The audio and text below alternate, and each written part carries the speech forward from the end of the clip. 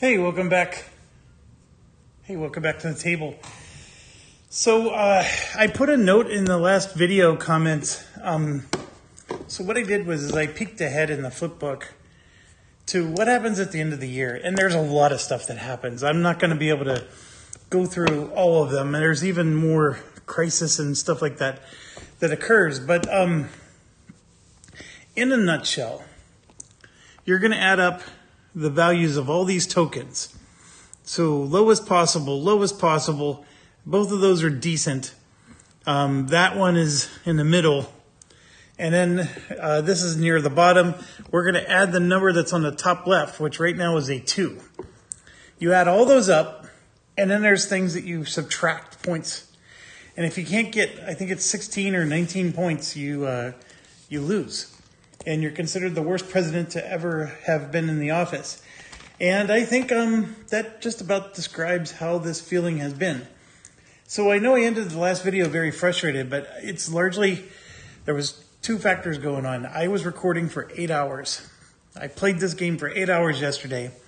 I needed a good night's sleep, and I did get it. So I'm a lot more refreshed this time around, but I'm also a lot more realistic. And here's what I'm saying. I'm losing this game. I am pretty sure I'm going to get kicked out of office at the end of turn 1. It's actually really close. My mental calculations of... So we still have another activation phase, right? So we can turn it around, you might be thinking. Well, here's the problem. I don't even know how to increase this marker. We've been trying the whole game to increase that marker. And every time we get it to go up, it just comes right back down. We passed no legislation, which, by the way, is a huge penalty to us. We do have Homeland Security somewhere, but it was higher. And the media relations is actually high, because I have been focusing on that. The public approval is horrible, so we're going to get penalties there. And then a lot of the big negative points are these regions that have stability that's below certain numbers. And so we're going to get negatives for bing, bing, bing, bing. Now, one thing I do know, in order to get that world opinion of us to go up, we need to have alignment in these 8 regions to be high. How high, I don't remember. It was something I just read in passing.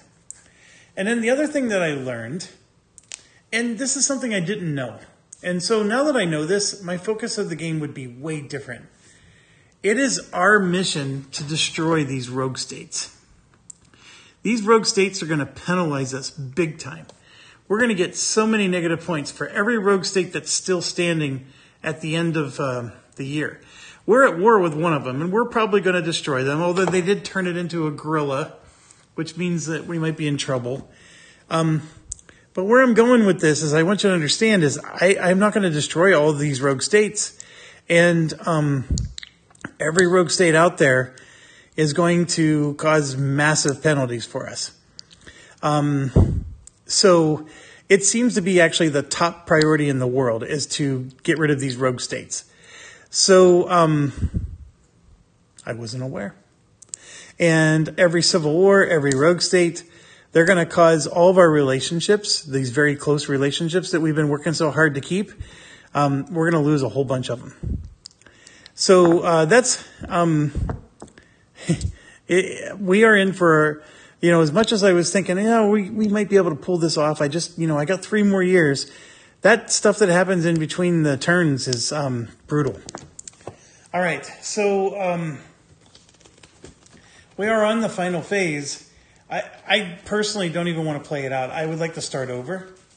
And I know some of you are always very kind and tell me, Jeff, it's your channel. Do what you want. I just wanted to show you real quick. So we draw a crisis. We go through this. There's some really confusing language here. This iconography says you roll to see if it's an end turn or if you draw a chit. Whereas this says... if it has a plus sign, then you draw another chit. They both contradict each other. I have no idea which one's the right thing to do there. But assuming you get past all that, look at all this text. This is all the stuff that happens. Cleanup is pretty straightforward, but the consequences starts here and it just keeps going. And so right here, regional stability impact on security and limitation growth of terror groups. So for each terror group, look at the stability, and then based on the stability, these bad things happen to you. And then the terrorists are going to do recruiting and planning, and then for every rogue state, bad things are going to happen to you. And then there's war effects. So if you're still at war, bad things are going to happen to you. If there's a region that has crisis rating of 0, then good things happen to you. But if you have any crisis, bad things are going to happen to you. If you didn't do your campaign promise, bad things happen to you. The world opinion will move up if you have 6 or better alignment rating. We have 2 regions that have 3. We have 3 regions that have that. So we would be able to move it up by 3 points. I guess that's something. That does get us roughly near where we started. The trade agreements might help us. Congressional reaction to your public approval rating. Bad things are going to happen to us. And then we do our presidential performance evaluation. So, as I was saying, total the values of your 5 main tracks. You just add up the numbers. Then subtract each region with an alignment of 4 or less. I'm looking real quick. I see 1, 2, 2. Actually, that's not as bad as I thought. Each rogue state counter, I have 1, 2, 3 on the board. But there's going to be more. Because when you do all this other stuff, this is going to create more rogue state counters. We're not out of the woods. There's going to be a higher negative modifier than that. And then if I have 35 or more points, it's an auto victory. But right here, 16 or less, auto lose. And even if it's 17 to 21, I'm going to lose a legacy point and another public approval. I'm in horrible shape. And if you missed the comment on the last video, the thing that did it for me, and I was thinking about it, this is very thematic. So that's the thing. This game is about a narrative, which I've always said all along. It's not my favorite style of game, but there's some truth to it. So let me just explain. The key turning point that made me lose this game was when China hacked us, and we failed to stop the hack. So they hacked us initially, messed with our political opponents. That's one thing. But then they hacked us, and they hacked our economy. They caused our economy to drop by a whole level. They caused all these dials to drop. Like this one was up, and then it dropped all the way down. Everything dropped across the board, right? Our public approval dropped massively. In fact, China's angry. Our relationship with them dropped. Everything about that one action ruined us. And it's almost like a 9/11 that occurred on my watch. So thematically, that is phenomenal. It's a fantastic example of how a crisis, which was caused by another country, if you're not prepared, it's going to ruin you. And in my case, it did. So from that perspective, it was fantastic. But I do remember one thing. I had one and only one die roll. And I had no option to mitigate that die roll. And when I play a game that took me 8 hours to play last night, and it all comes down to one die roll with no mitigation, that deflates me. And that's what I was feeling last night. Is I felt very deflated because I felt like I invested a lot of time into this game only to have that one event kill me.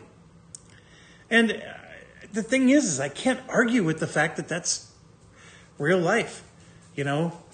Everybody thought those 2 trade towers were always going to be there, for example. One day they were and the next day they weren't. And it's not like you had any mitigation opportunities. And technically we did have warnings. But that's the thing, is our capabilities weren't where they needed to be. And my cyber war capabilities weren't where they needed to be. We failed our cyber war checks. We needed to get that improved. But those are my lessons learned. So lesson learned number 1, cyber war is our top priority. Absolutely top priority. We need to keep the cyber war up. And then as far as China is concerned, they go after naval a lot too. So in my mind, I'm thinking of those two. Obviously, recon, we are given a head start in that one, but we need to keep it. And then, of course, the strategic missiles actually was a good choice because that seems to be something that Russia focuses on. But cyber war, that's number 1. Number 2, this whole Congress thing baffles me. I feel like it was extremely hard to get bills presented to be passed in Congress. And I know that that's supposed to be hard, but if you have a split Congress, you should still be able to present bills, and then it's just hard to get it to progress or something. I don't know.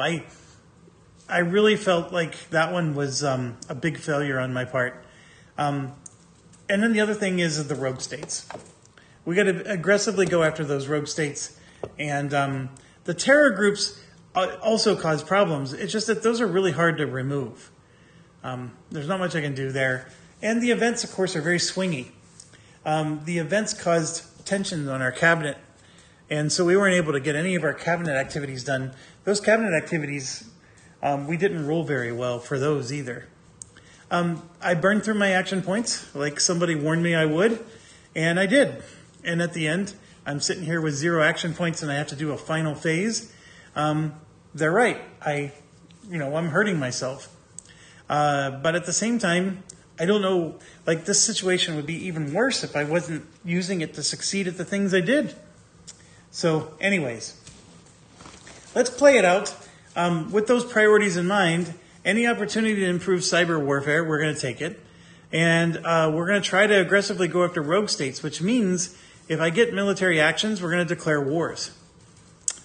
We will declare wars on those rogue states because we got to get rid of them. So let's see what happens. All right, so I'm going to go ahead and find our section here. I don't know where, here we go. Activation phase 2 and 4. And we start at the top. So we're going to get a crisis right away.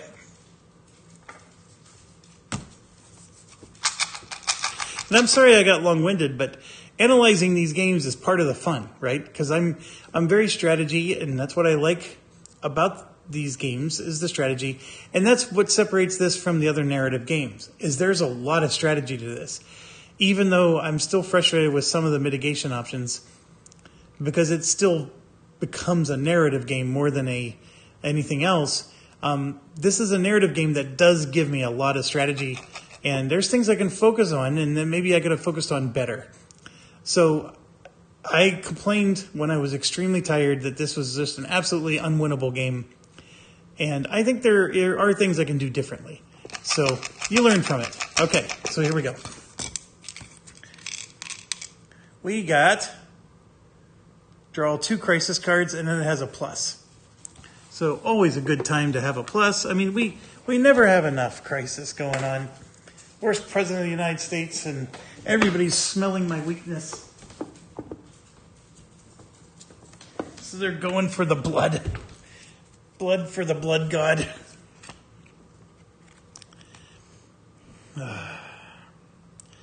World economic downturn. If the world economy's booming card is not face up near the map, it hasn't occurred yet this year, place a worsening economy counter on all 4 tracks. All right, so this is 175. I think we have... See, we can ignore those 4 cards, but not this one. So a lot of good that does. So place a worsening economy counter on all 4 tracks. +1 regional crisis in 3 different random regions. If the world economy's booming card has occurred already this year, ignore this event and put it in the reshuffle.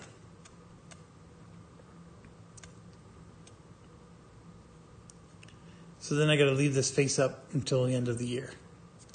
Then it goes into the reshuffle. All right, so worsening economy. We're going into stagnation. everything I focused on in this game has crumbled. My only consolation is China. You know, they basically ruined the world because they attacked me. They affected my economy. Now, their economy is also bad. Russia's economy got bad.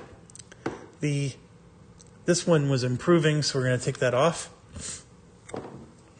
The Eurozone economy stopped warming up. Everything's bad. Delays and cost overruns plague China's oil and transports. Remove one China influence from South America. That is a great one. Very happy about that.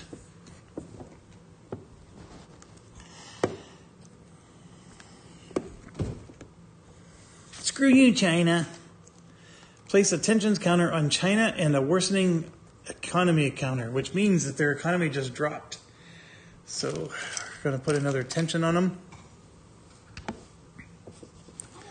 The economy just dropped to a 3, which is as low as it goes. And then this says discard.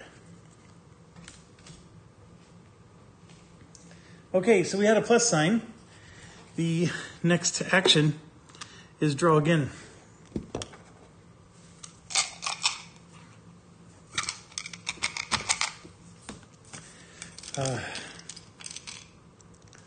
Another plus sign. Yay, us.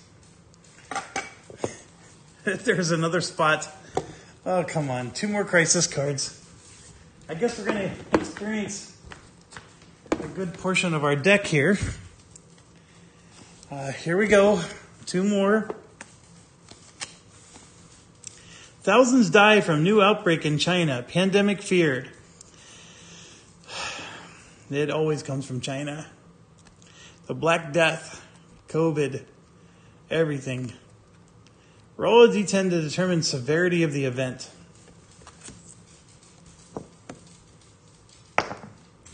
3.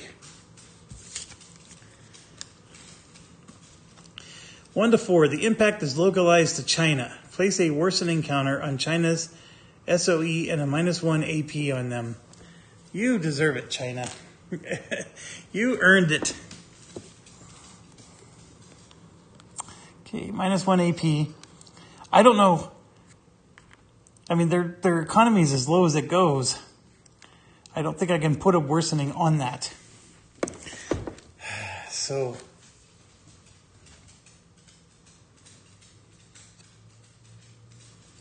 yeah, and then that's it. And then it goes into the reshuffle box. So,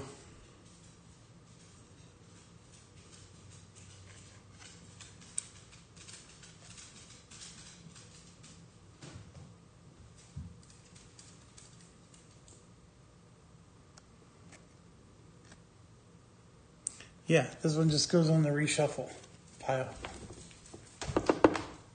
Sorry, there was a lot there to read. Okay, next one. Iran test fires new long-range missile. Place 1 tensions counter on Iran and Israel. +1 regional crisis in the Middle East. I forgot to do the 3 regional crisis. So I rolled a 5. That's actually the Middle East. So they now moved up to 2. I'm rolling again. I rolled another 5. And for a third one, I rolled a 6, which is Central South Asia. That was for the one that caused the China economy to collapse. All right, so tensions on Iran and Israel.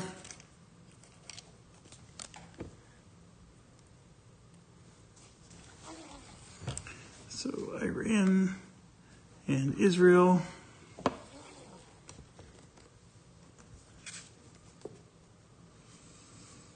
You may choose to spend 2 APs to calm fears. I don't have 2 APs. If so, I can roll on there.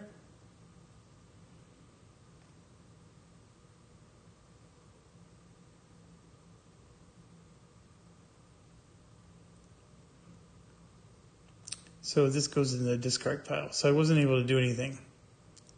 The good news is that didn't raise their nuclear capabilities.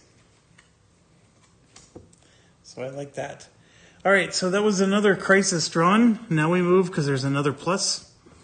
We get to draw another one.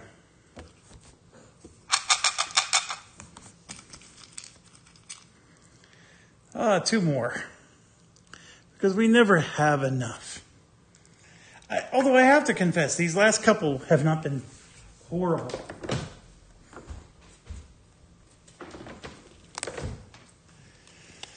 All right, first one. Your 9/11 anniversary speech spurs an outpouring of patriotism. Oh my gosh, that sounds like a good one. +2 public approval. This might save our game, folks. +2. That just moved me up one more point. +1 relations with Congress. That moved me up another point. Because I'm hovering right around that 16 mark, folks. Move bipartisan cooperation. 1 box to the right. That's even better. You know how hard that sucker is to move? Then roll a D10. Oh, we don't want a lingering domestic issue or a domestic crisis. I rolled a 3. I'm sorry, that would have been -1. That would have been really good. -1 domestic crisis. I'll take that. That puts us down to 0. That I will take. And then this goes in the reshuffle. That gives me even more joy. That means we might see it again. So, always happy about that. All right, next item up for bids is increasing pirate attacks. Target enemy supply lines through Strait of Malacca.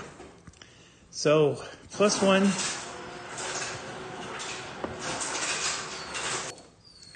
Okay, so +1 regional crisis to the Pacific.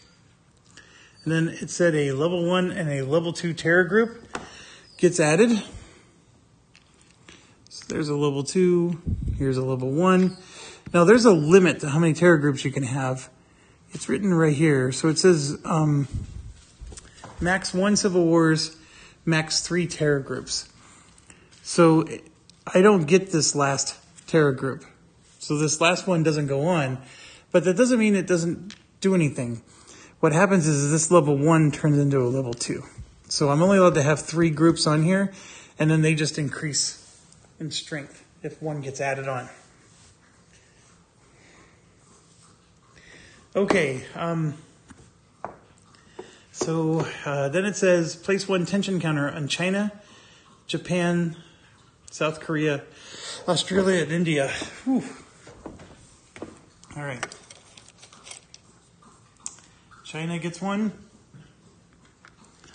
Japan,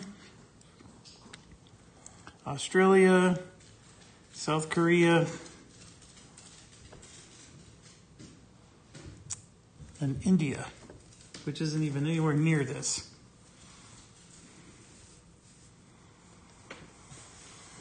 Okay, then it says I can spend 2 APs, which I can't do. So now I have to roll a D10. And I rolled a 9, which is place a trending anti-US counter. So we had a trending pro counter here, so that just comes off. All right, then this one also goes in the reshuffle pile. So I don't know how I ended up with 2 of these here, but I'll move this one back over. Okay, that was our 3 crises. Next up, we get any 3 actions. It says right here, any 3 actions, and then we do a core support check. How do I save this game? This is hard. We need to get our markers up. The public approval going up helps. And we got to get rid of those rogue states. So I think one of the first things we should do is declare war, which is something I've been poo-pooing on. But I think we must do it now. So for the military actions, initiate hostilities, go to war, or make a cyber attack. attack an enemy, particularly the rogue states. So I can select the target nation or a game-created rogue state and type of conflict.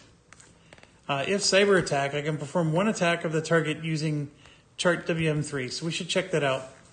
If it's a war, we're going to subtract our defense military rating. And on a 1 to 5, we get a surprise. And then we could set up the conflict and put the surprise marker down. I've never looked at WM3, so let's check that out. Like, what does the cyber attack do for us?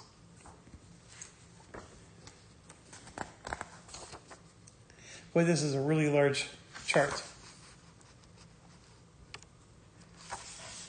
And it's we can cyber attack. Oh my gosh, there's all kinds of cool stuff we can cyber attack. So there's Russia's command structure, their economy, the North Korea missile track. So we can try to reduce that. There are a number of times during the game when you might want to use a cyber attack.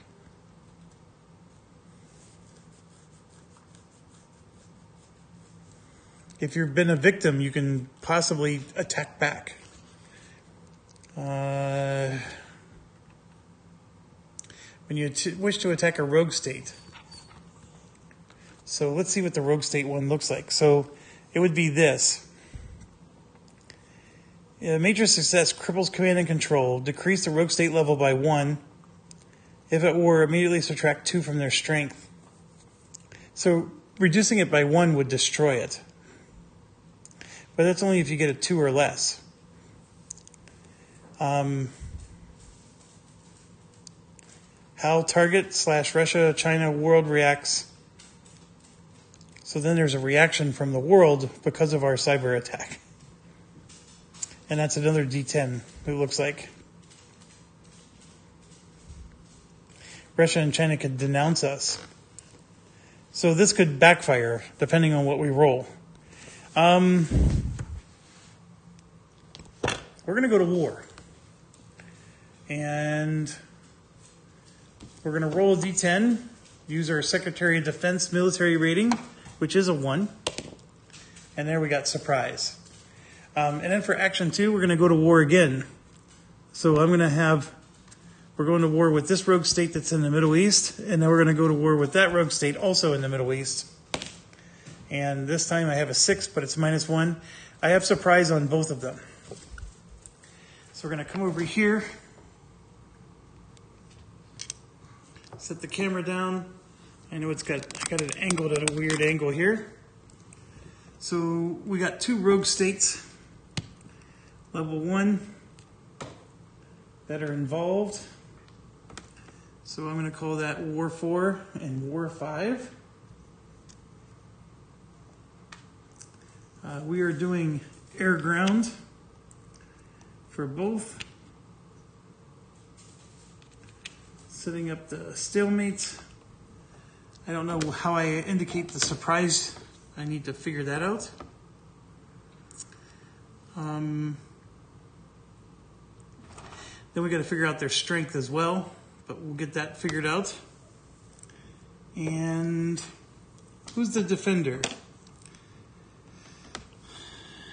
Oh, here we go. Rogue state at war. There's tokens just for this. Right here, rogue state at war. Perfect. So we are for sure going to get that ball rolling. And the calculations should be the same since we are in the Middle East for both of them.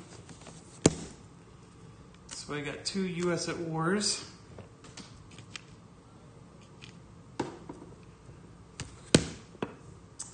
All right.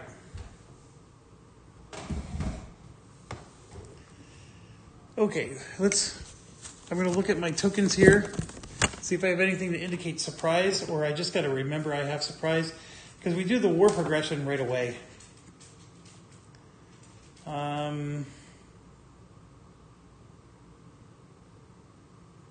Yeah, I don't have any surprise tokens that I can see, so we'll just come back and remember we got to use this WM5. So there's this war progress thing. So for all wars, we put all of our stuff down, and then we have to do strength tables, right? So for rogue states and adversaries, it's a level 1. And you got Hezbollah, Hamas, Serbia, Iran, North Korea, Taliban, ISIS, Yemen. Rogue states up here. I'm sorry. It's at the very top. So 1, 2, 3, 4. At a level 1, their strength is 4. So both of them are going to have strength 4. Here's one of the tokens I'm putting on, and then I got to go punch another one. And I put that on. Sorry, so much reaching across the table. So they're set up like that. We still got to calculate the U.S. strength from all U.S. units in the war's region, plus any carriers. Add the strength of any regional troop counters on the U.S. side. Marine units have a combat of 3 if they're in the war's region, but a combat of 2 if they're on the carrier group. That's the big thing. And we're not doing a naval war, so this should be an easy calc. It's going to be the same number for both. We're in the Middle East here, so we have a 1, 4, 7, and then we have a carrier right here in the Middle East, so that makes it 9. And there's also another carrier here that makes it 11, and there's a U.S. Marine Corps, which since they're on the carrier, I don't know if the other side says so. Yep, they are. So this is the carrier side. So that's a 2. So that's a 13. 13 strength is pretty darn good. All right, so I'm grabbing a token here. I have a 10 and a 3. And then I have a 6 and a 7. So that's how we're set up. Now we got to progress both of these wars.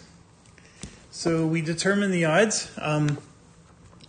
13 to 4 is 4 times 3 is 12. So that's 3 to 1. We're at 3 to 1 odds. And then we figure out our DRMs and see it says for surprise, etc. So and then we got to make our roll.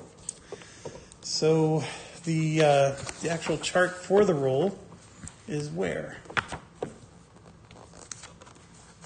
That's right, it's near the back. We got to go back. So we are doing a combined air-ground. Surprise for the attacker is -1. If it's a U.S. war and our intelligence counter, which it is, it's another -1. Nope. Is there a U.S. heavy? Nope. Is there a U.S. counter? Yep. So that's another -1. So that's -3 so far. Is Russia or China's combined influence counters equal to 2 or more? Yes. So it's a -2. I had a -3, but that made it a -2. So I'm at a -2 total for both of my wars, because I have surprise for both wars. So that's good to know. -2 is very effective. And they're both 3 to 1 odds, which means we're using this here for our results. And this is going to be our die roll over here. So we're going to do war number 4 first. I roll a 10. So a 10 minus 2 is 8, which is horrible. So no move and both lose 1. After replaying the results, change the combined air-ground war to guerrilla. So that one really stunk. So this goes to guerrilla. This 4 becomes a 3, and then this 3 becomes a 2. We did move to 4 to 1 odds, though. Then the other one, quit rolling 10s, Jeff. This time I roll a 9. But that does reduce to a 7, which moves us to here. It does move it 1 left and 1 defender loss. And we have to ignore an initial progress roll. So this war moves 1 to the left, so we are winning. And the defender lost 1 point. So that one at least turned out a little bit better in our favor. If we would have gotten some nice low numbers, we would have gotten some really good outcomes. So there is no... so we apply the results. Then after we apply results, +1 regional crisis. This is the part that I didn't plan for. So we could have used our third action to reduce this by 1, but I don't think it matters because I'm going to hit major crisis either way because I'm doing 2 wars. So I just caused a major crisis in the Middle East. Oh. So when that happens, this is going to default to 2, and then it's going to move up again from the other war.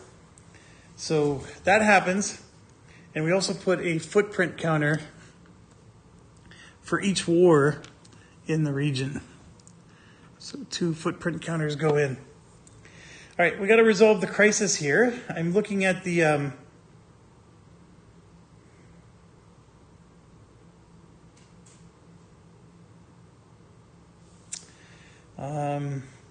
so it's saying that I can spend 2 action points to increase military spending for the war. I don't have action points. If you do not spend the action points, -2 public approval and place a tensions counter on the POTUS cab focus 6 to 1. And I can put a worsening. Holy crap.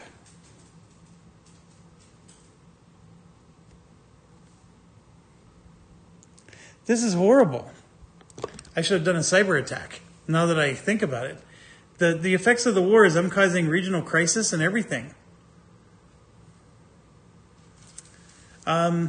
You know what? I'm going to do 2 cyber attacks, and let's try it that way. As much as I was thinking, man, the war is the right way to go, it's not. It's going to affect our economy. I'm going to have loss of... I'm going to lose the game because of that. I have to retcon that one. So I'm not going to worry about the counters. We don't have a war in 4 and 5 going on. That's not happening. We're going to do 2 cyber attacks against the rogue state. And as much as I thought that was going to be a bad idea, I think that's better. So I'm going to read real quick here. When you wish to attack a rogue state via cyber attack, you're limited to 1 of these per activation phase. Oh no, we can only do 1. So the other one would have to be a war. All right, so I'm going to increase the regional crisis. I'm going to put 1 U.S. military footprint out, and War 4 is staying in effect. That's the one that moved to a guerrilla war, because that was our first one. I would have liked the other one instead, but I'm not going to cheat like that. And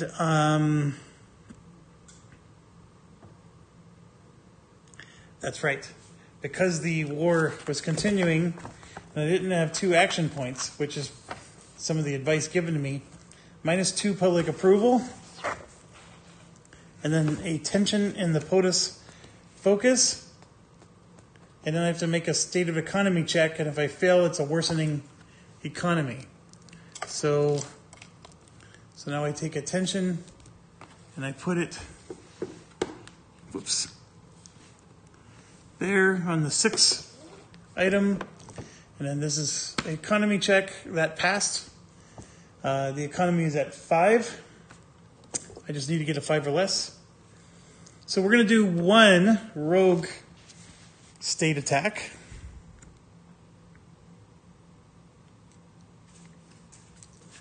All right, perform, choose your target, roll a d10, modify by the DRMs at the bottom of the table. Refer to the results column and choose the chosen target, apply the results. Then roll again to determine response to the attack.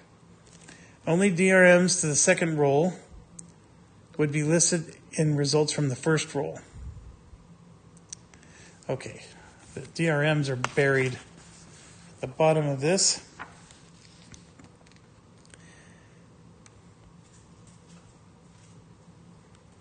So we have to match the difference if Russia or China has greater cyber strategic capability than us. That is true. We have to do a +2.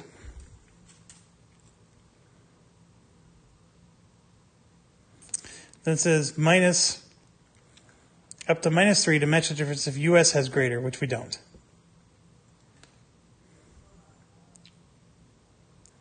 -1 if North Korea, Iran, if attack against a rogue state. So that's a -1. So we had a +2, -1. -1 if this is a joint attack with an ally, which it's not. So we're going to get a total of a +1 to our die roll. All right, so the DRMs to the second roll would be listed in results from the first roll. Oh, over here. Okay, so let's do the first roll. +1. I rolled a 5. So 5 + 1 becomes a 6.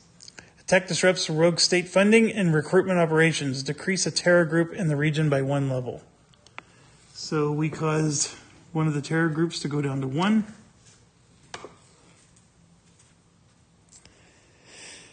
And then this one doesn't get a DRM.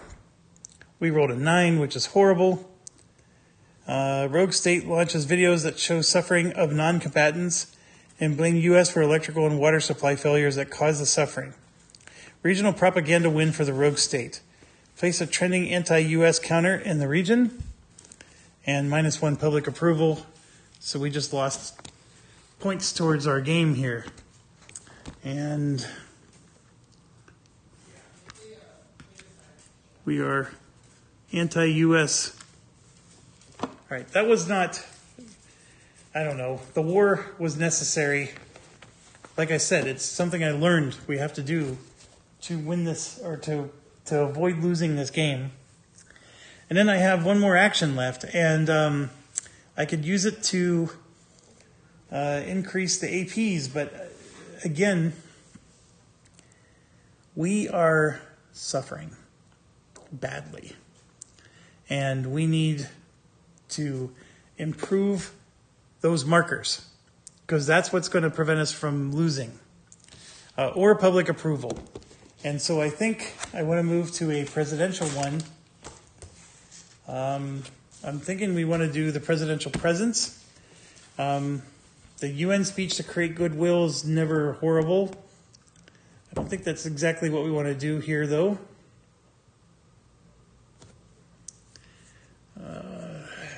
Improving the cabinet would have been nice, but those are luxuries. We can do a presidential trip. That could give us goodwill or public approval. I think I want to do maybe a diplomatic one.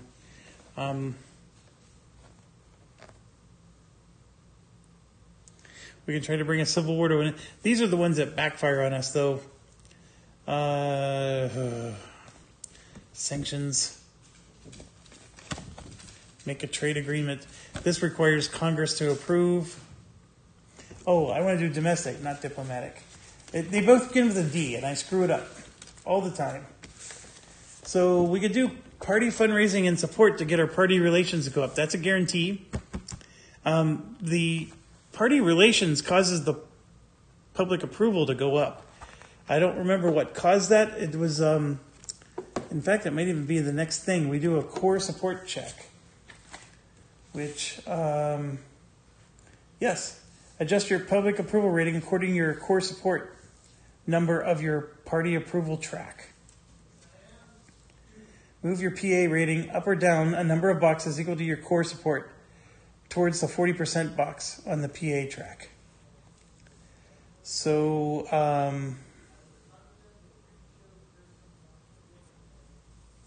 yeah. So I'm going to do that. We're going to do party fundraising with the third action, which is going to make the core support go from 3 to 4.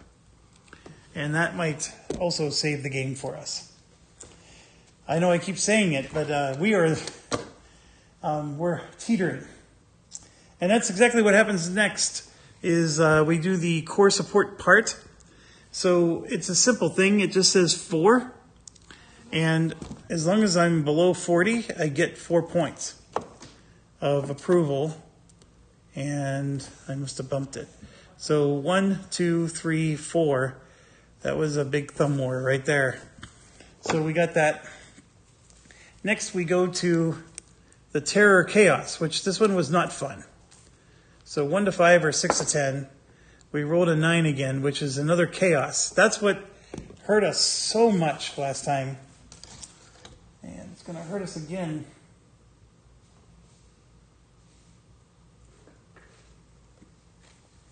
Where is the chaos? Chaos Axe, page 20.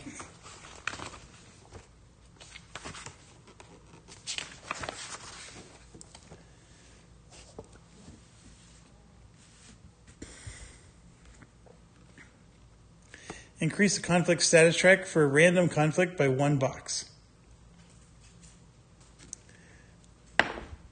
So I rolled a 6. A 6 over here is North and South Korea. So that increased by 1. All right. Next. Roll a d10. I rolled a 6. Make an international chaos roll on the international chaos table below. We had a domestic chaos last time, which I did not enjoy. International is a 4. Rogue action, Iran. Roll for a rogue action, just like their action during the Allies and rogue activation for Iran. I wish they would tell me like what page to go to. But what they're saying is go to the ally and rogue states. And somewhere in here is Iran. I just don't remember. Looks like Iran is Group A. So that's good. They're not going to be that hard to find. And the Iran chart is right here. And this is where they get their missile crap, because we keep rolling 10s. This time I rolled a 3, which is good. There are 3 tension counters. So I'm going to have to look at the tension counters to roll.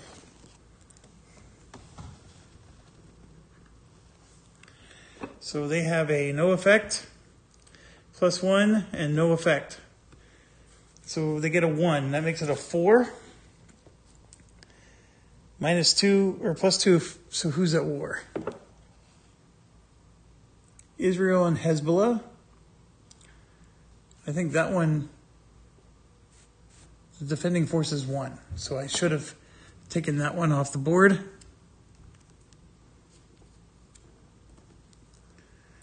We're at war.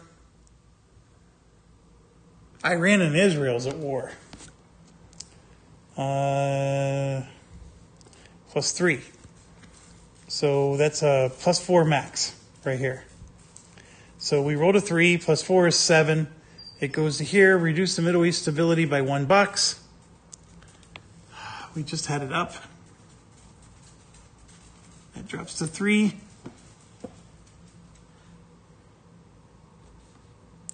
If Israel, U.S., or is at war with the Middle East, add +1 strength to their opponent in 1 war. If more than one, prioritize in the order above. Israel. So they're going to get +1 strength against Israel. I got to stand up for this one. So Iran is 3 to 8, so this would become 4. It's still 1/2. They didn't help themselves at all. But the bigger one is it's the blue box. So that means they go up 1 on the nuke track. So let me find a place to put the camera here.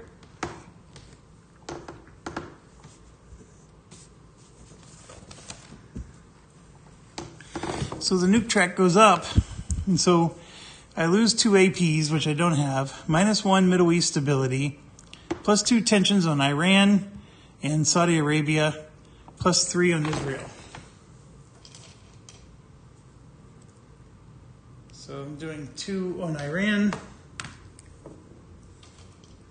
2 on Saudi Arabia, and 3 on Israel.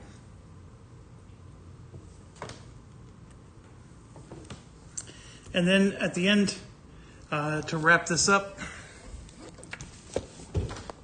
there were 3 tokens, so half rounded up is 2.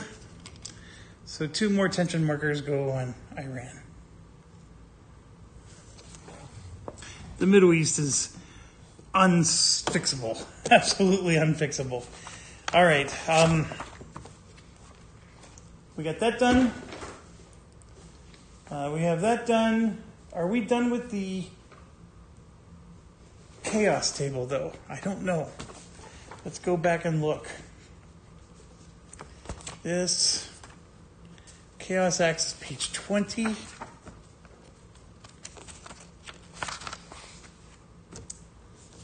So we did the international roll, international chaos table.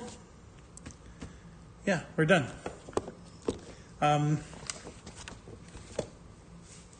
Okay, so now we move up to Ally Rogue Group X, and it's the final group, which is Group B. And then we're going to do UNX next. The UN actually caused a lot of problems. We don't like the UN. So Ally Group B is UK, Japan, and North Korea. I do not see, there is some rogue nation stuff that's going to happen too.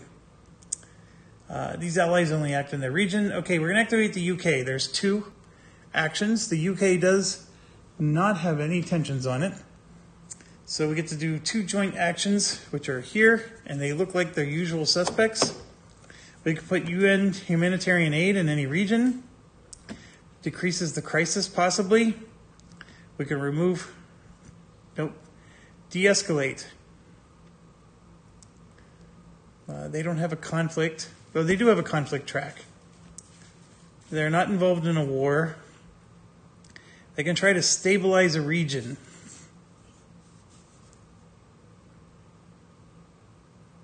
Increase stability by 1.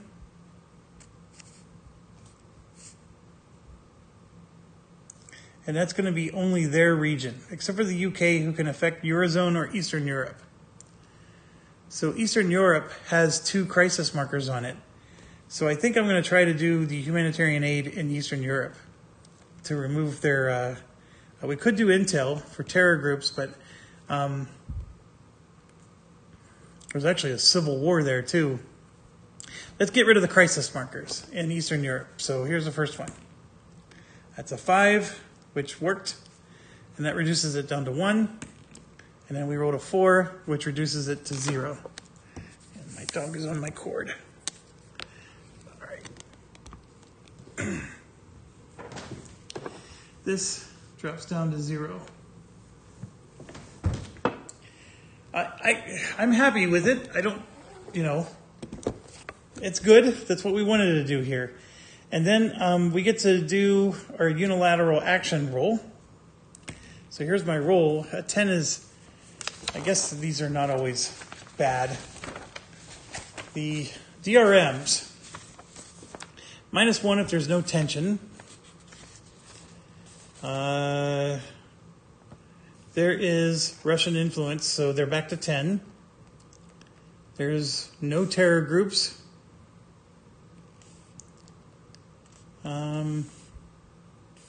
Is the Russia-NATO conflict status greater than 1? Yes, it is. So now that becomes 11. And then wars, there's 2 wars, so that becomes a 13. So 12 plus, cyber attack versus Russia. You go, Brits.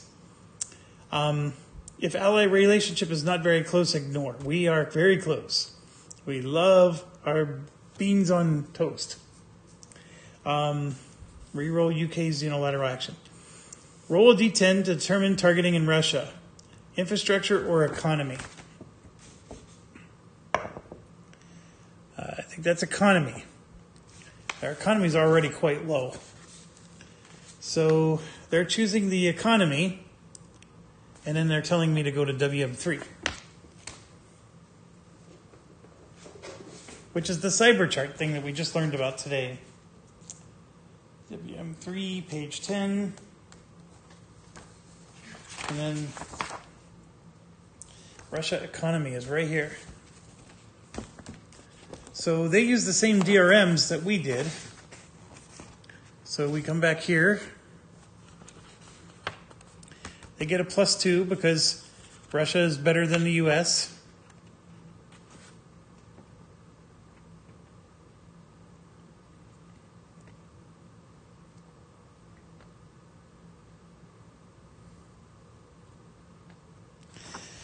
I think they just get a +2.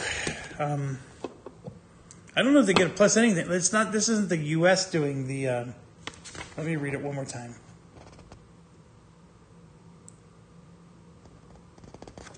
Yeah, it doesn't specify. So I rolled a 10, which is going to be horrible.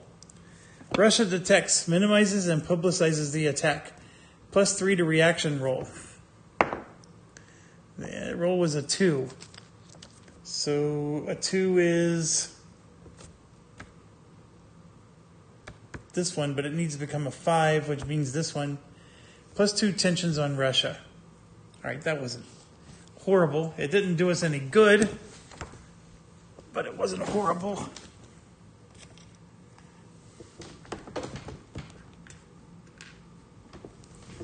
All right, done.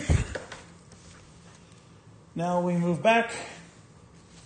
Japan goes. Okay, look at Japan's situation. They have 2 tension markers on them, so we'll use 1 action to get rid of those 2 tension. They'll always. And we're going to reduce the crisis in the region by 1. Moves it down. That's the 2 Japan actions, and now we're going to roll against the Japan unilateral table. I rolled a 9. -1 is 8. China-Japan conflict track is 1. I rounded down, so nothing. So -1. So that 9 becomes an 8. Assert Japan's leadership in finance and trade. Remove 1 China influence counter from Asia Pacific.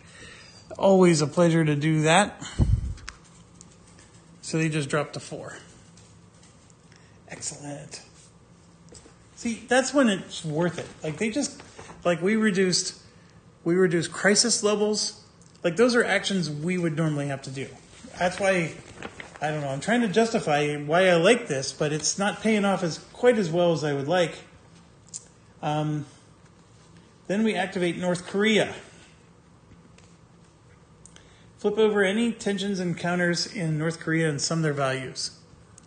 So North Korea has 2 things. They have a sanction from the UN, which is a -1, and they got a +2. Roll a d10 and refer to their action chart. So we rolled a 1.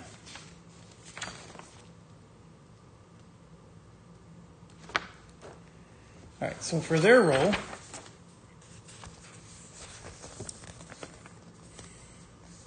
they get a +1, which makes it a 2, minus the status of the conflict track, rounded up, or plus. They are at 3. So 1.5 plus that's 2. So that becomes a 4.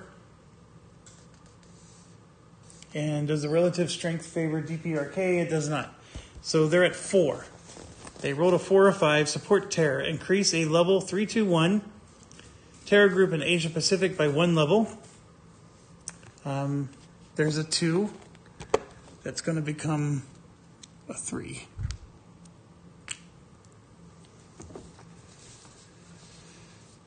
All right. Then it says if North Korea is at war, which they're not.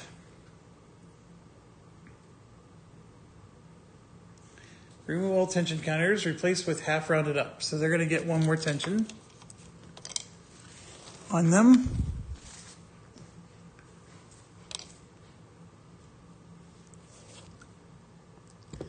Remove all sanctions and replace them with new counters of the same type. So they're going to get another UN sanction.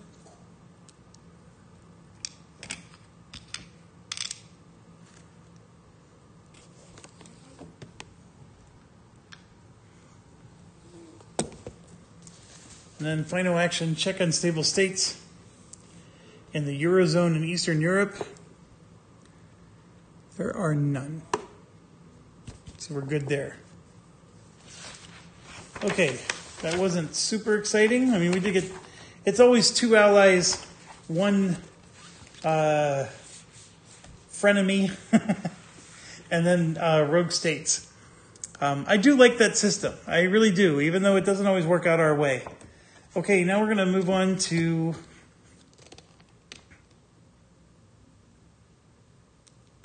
the UN segment, which is here. Attempt in the world region with the highest regional crisis value, which is the Middle East. They're at 3. Big shocker there. Actually, no, Central South Asia is 3 as well. Resolve ties randomly. 1 to 3 is Middle East. That was not the right die. This is the die. That means we're doing Central South Asia. Roll a d10. If it's a 1 to 8, the regional crisis moves down. It's an 8. So they decreased the crisis here by 1, which is good because our war would have caused that to fire. 1, infrastructure aid. Attempt in the world region with the lowest current stability, which is for sure in the Middle East. Resolve infrastructure aid. Roll 1 d10, 1 to 5. It adds stability. I rolled a 10. Didn't do anything. Youth empowerment. Lowest stability. It contains a level 2 or 3 terror. Middle East is certainly there. Roll a d10. I rolled an 8. Nothing happens. Peace talks. Choose 1 civil war. And then do a ceasefire. I rolled a 6, which I don't think is going to help us with the ceasefire at all. The ceasefire should be over here.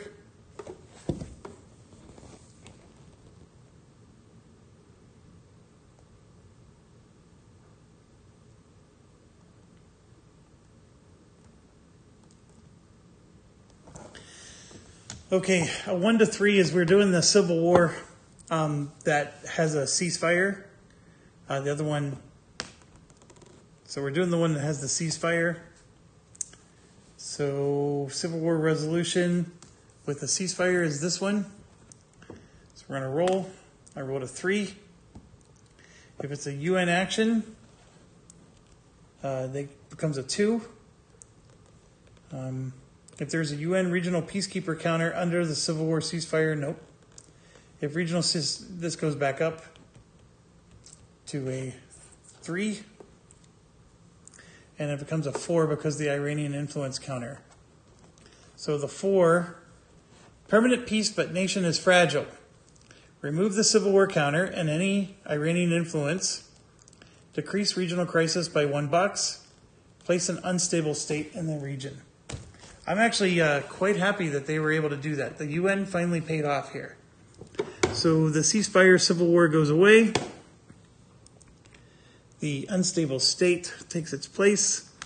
The Iranian influence goes away. And the regional crisis goes down by 1. So that was a good deal.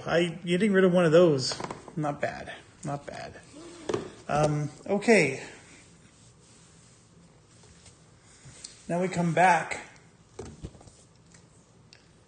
After the UN actions, we may choose to perform up to 2. Spending an AP or a goodwill counter. I do have 1 goodwill counter. And so we can do arms control negotiations, which I think we did before. Broker peace, de-escalate, end a civil war, which you just saw how badly that can go. Well, actually, we succeeded, but you need to roll well. We can do a sanction on somebody, like Iran, which I think would be fun. The youth empowerment I didn't think was awful. Increasing stability is nice. I think I get to see what my token is first. So we're going to do one action because we have one goodwill, and it's a 1.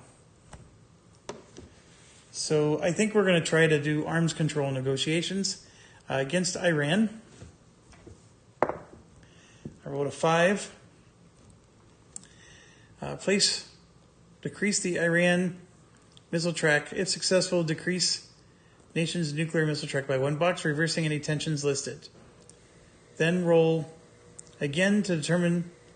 Yeah, so I rolled a 5, so China gets an influence back, which stinks.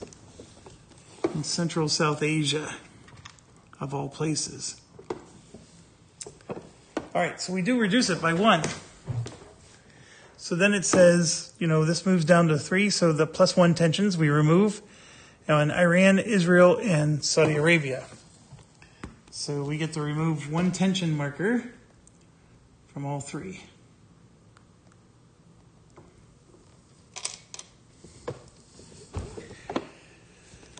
I did read somewhere that if you save these, you can get a Nobel Peace Prize. I'm not worried about Nobel Peace Prize at this point. I'm trying not to be the worst president ever in the history of the U.S.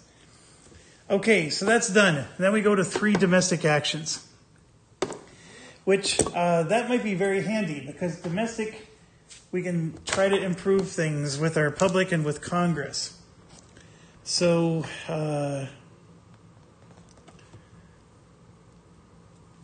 we can try to encourage bipartisanship, which is something we always need to do, but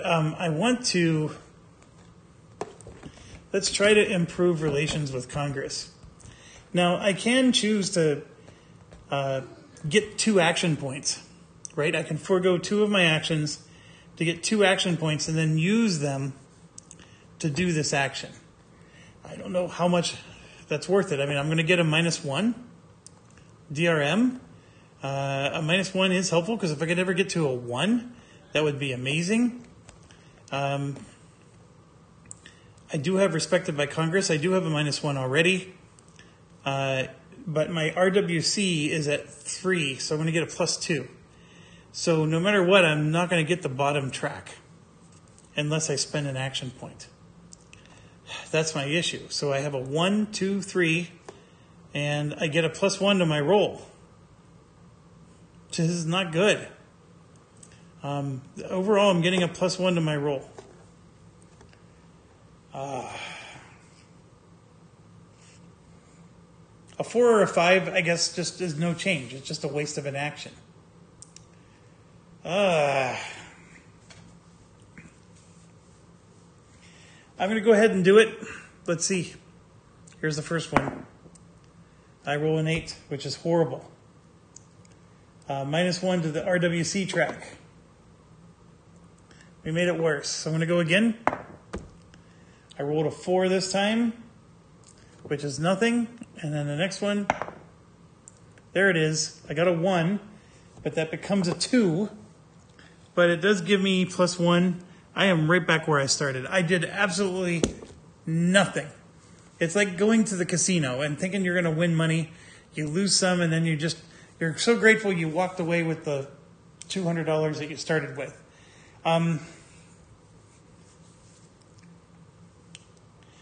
What else could I have done? I mean, the president could have tried to make the people happy.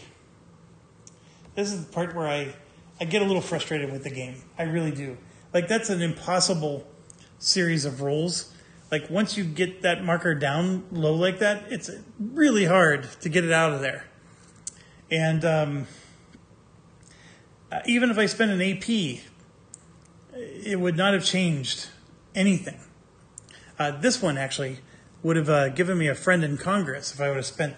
No. Well, yeah, actually, it would have. It would have. This would have been a fantastic roll if I would have spent an AP.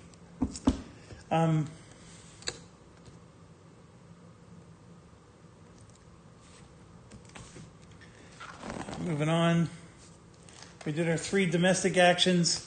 We get to draw another crisis because, the game doesn't think anything bad's happening to us. And so we draw 2 more. The only good news here is the plus sign doesn't mean anything.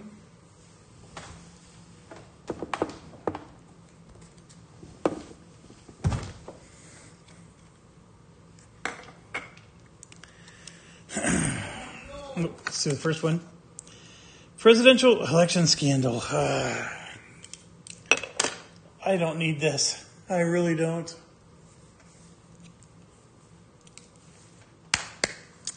Okay. We do not have the Teflon attribute. Make a presidential... No. You're being investigated for campaign irregularities. Place a new POTUS scandal counter in the breaking scandal box. -2 public approval. 1, 2, and -1 relationship with Congress. Right back where it started.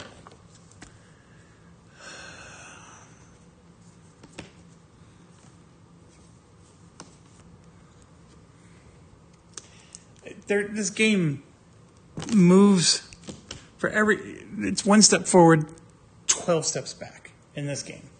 It seriously is. So it's not a Secretary of State scandal. What did they say it was? A POTUS scandal.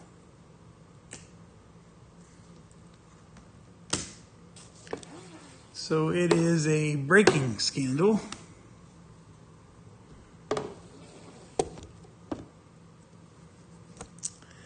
All right, so it says, for each scandal marker in this box at the start of scandal investigations, roll a d6. Okay, fair enough.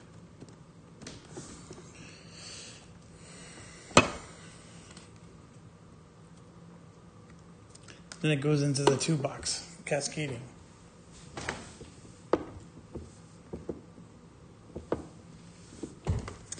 Next, North Korea mobilizes. Increase the conflict track by 1 box. They are 1 step away from war. Place 2 tension counters on both North Korea and South Korea, and place 1 on China, because China does not have enough.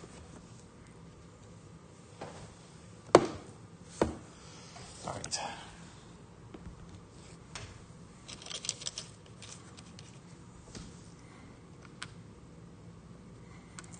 North Korea.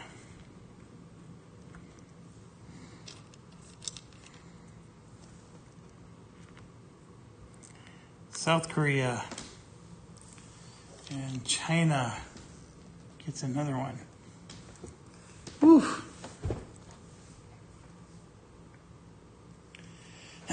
Okay. Well, next we progress wars. Now this we're getting familiar with. This is getting a little bit more comfortable. We have the U.S. one first. We're going to start at war number 1.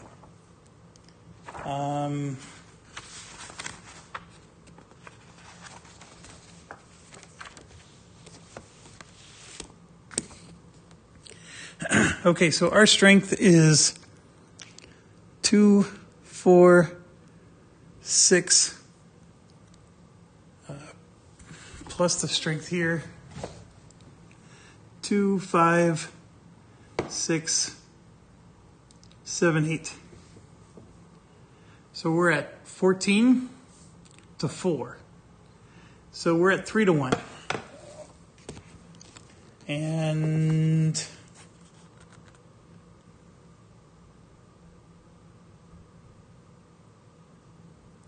there's an Air Force. There's 2 influence markers, so they cancel each other out. We're the attacker, so overall it's a -1. 3 to 1 odds with a -1 modifier. Let's go. Roll low, please. Oh no, hold on, we're guerrilla war. This is no longer air-ground. We're guerrilla. Automatic DRM to any guerrilla roll, +2. If U.S. war, and both U.S. Special Ops and Intel counters are in the region. They are. So we get a +1 now. And both the U.S. Light, yes, those are both in the region as well. So we get a net 0. if U.S. or ally is attacking, and the total is 2. So we get a net of +1. So that was my roll. It's a 3 plus 1, which is a 4, which is this zone. But we're at 3 to 1. So it moves 1 to the left and 1 defender loss. So this is the part that hurts because I chose to stay in this war, and now I haven't resolved it because there's no asterisk on this one. And because it's a guerrilla war, moving 1 to the left just means it moves down to here. Now, they do lose 1, which they ended up gaining 1 before, but it's not fully resolved. All right, so War 2 is a nothing. War 3 is the Iran one, and I don't think there's any modifiers on that one. Theirs is an air missile war. If Israel's at war, as a defender, +2.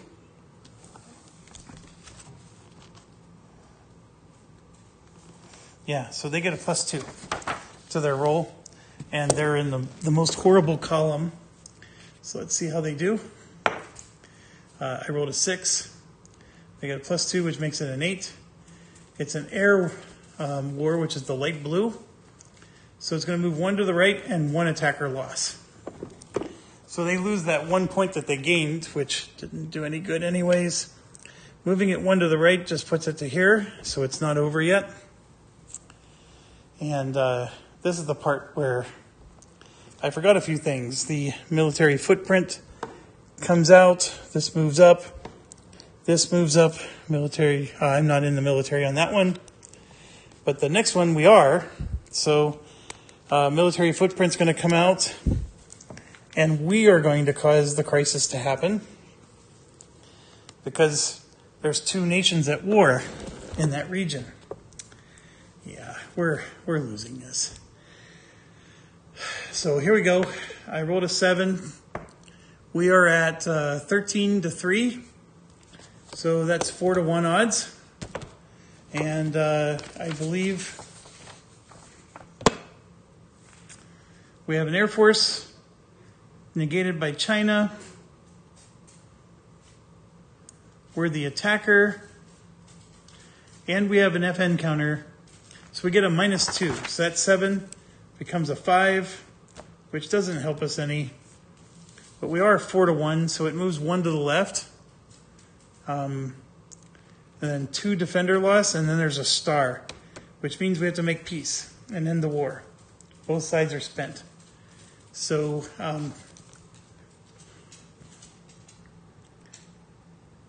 we do move 1 to the left, though, which means that we were winning when that came to an end. So no, that was a guerrilla war.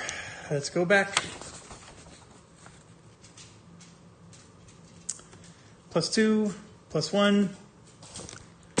Okay, +2, +1. 0, -1, 0. So I rolled a 7. No difference. 1 to the left, 1 defender loss, but it does not end the war. So that puts us to there. And yeah, we caused another issue. So what's it called? It's called a major crisis, WD1.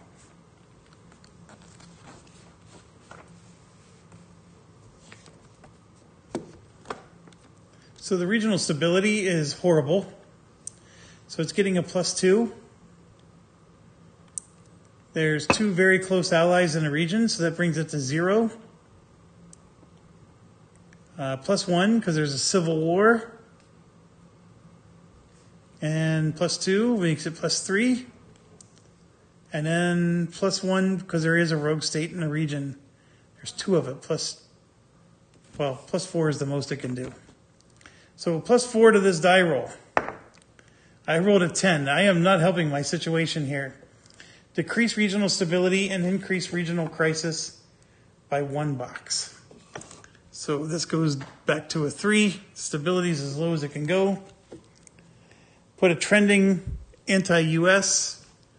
So the alignment drops even lower.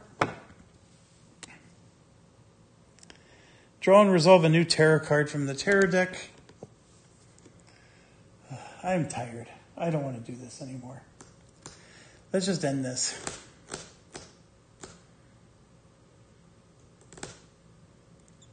There's still things I can do, but I'm not winning this game. This is just, I want to put my head in the sand. I really do.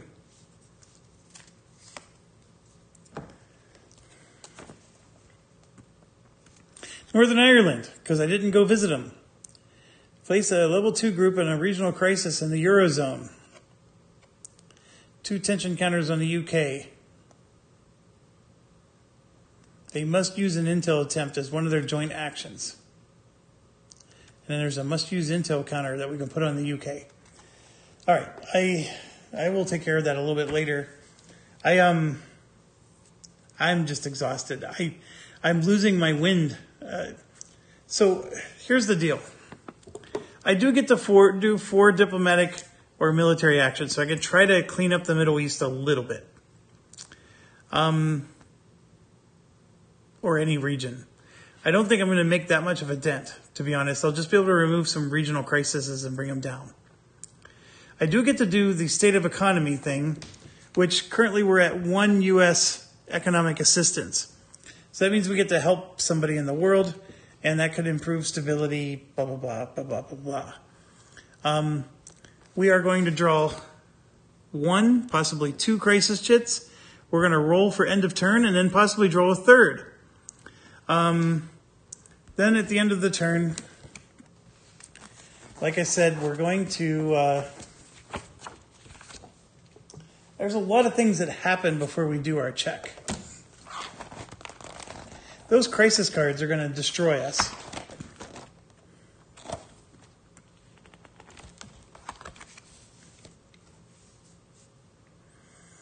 So,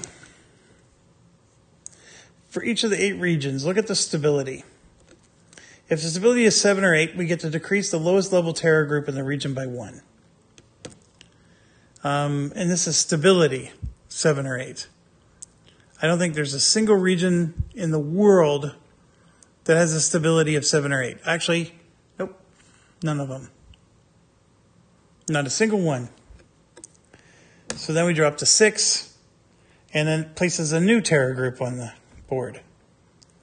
And, and then it tells you there's a limit of how many you can have and blah, blah, blah. And then possibly you could have a rogue state form. Stability 5, and it keeps going.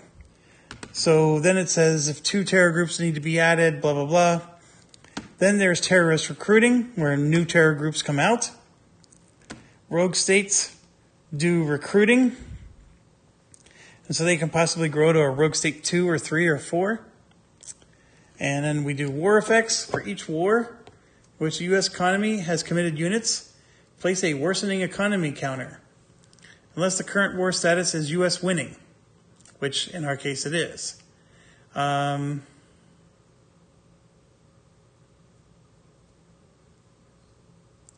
each Civil War counter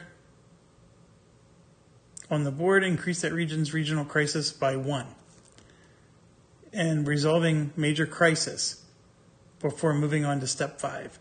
So every Civil War counter is going to make the major crisis. So I'm going to get another major crisis in the Middle East. Then you have unexpected consequences of the military footprint. So we're going to flip those over and apply the result in each region. So I'm going to just look at some footprints that we don't have in the game. So they're going to say stuff like, place a level 1 terror group, or no effect.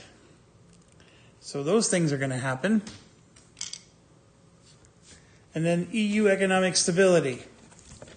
During each end of turn, if the SOE value is 6 or higher, increase their stability by 1. but their value is 3 or 4, so they're going to decrease their stability by 1. And then Agent for Peace. Are we not involved in any wars? Not even close. Changing world opinion. Check the current world opinion. Survey the 8 world regions to determine how many have a regional alignment rating greater than or equal to 6. If the number of regions with a 6+ alignment rating is greater than or equal to the current world opinion, increase the world opinion by 1 box. So world opinion is at a 7 in 2 regions, and it's not at a, well, it's at a 6 in Eastern Europe. So that's 3 regions. 3 is greater than 2, so this would go up to a 3.